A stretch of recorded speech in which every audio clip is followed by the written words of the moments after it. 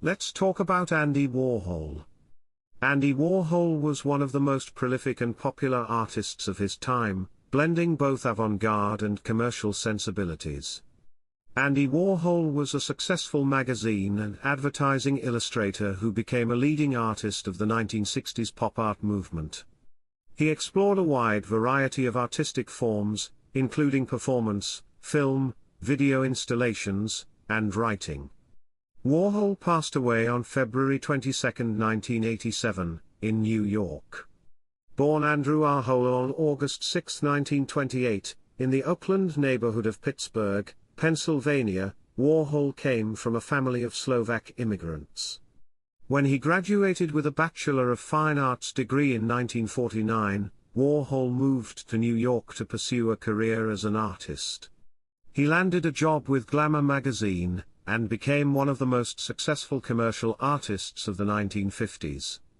By the late 1950s, Warhol began to focus more on painting, and in 1961, he introduced the concept of pop art, creating paintings centered on mass-produced commercial goods.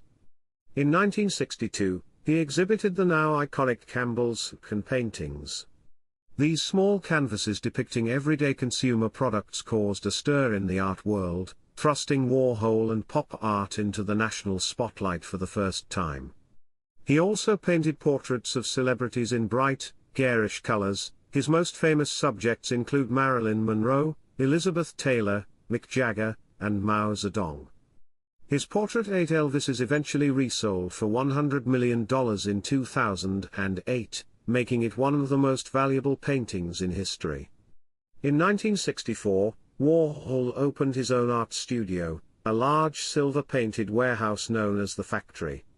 The Factory quickly became one of New York's cultural hotspots, a scene of lavish parties attended by the city's wealthiest socialites and celebrities, including musician Lou Reed.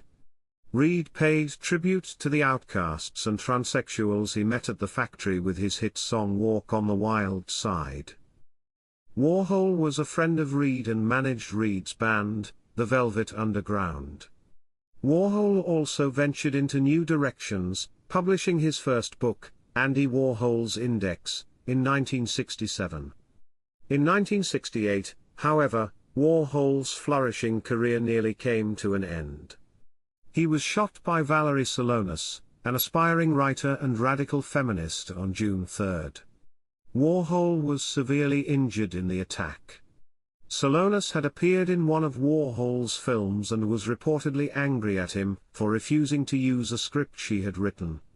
After the shooting, Solanas was arrested and later pleaded guilty.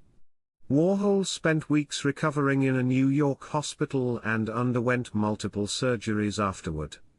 Due to the injuries he sustained, he had to wear a surgical corset for the rest of his life.